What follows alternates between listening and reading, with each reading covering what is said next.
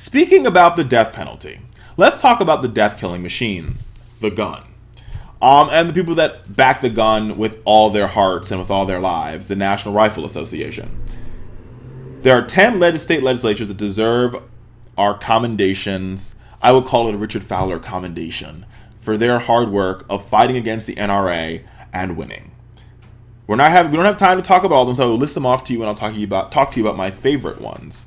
So here are the 10 states that get the Richard Fowler commendation: Colorado, California, Georgia, Maryland, Rhode Island, Delaware, Wyoming, New York, Connecticut, and Nevada. Let's start with Nevada. Nevada, just this past week, passed universal background checks that would require checks on all private sales of guns.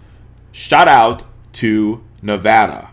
Connecticut passed universal background checks for bullets as well as guns. Two hurrahs for Connecticut. New York has restricted assault weapons and high-capacity magazines. Shout out to you, New York. Even in Delaware, even in Wyoming, they've managed to beat the NRA and pass a law that would ban teachers. They vetoed a bill that would have authorized teachers to carry guns in schools.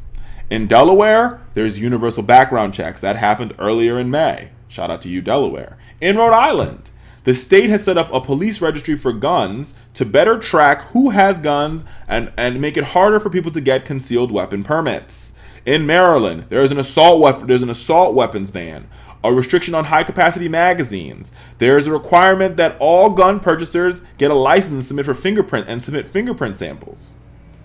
Yes, America. I don't have time to get to Georgia, but in Colorado, there is a background check on high-capacity magazines.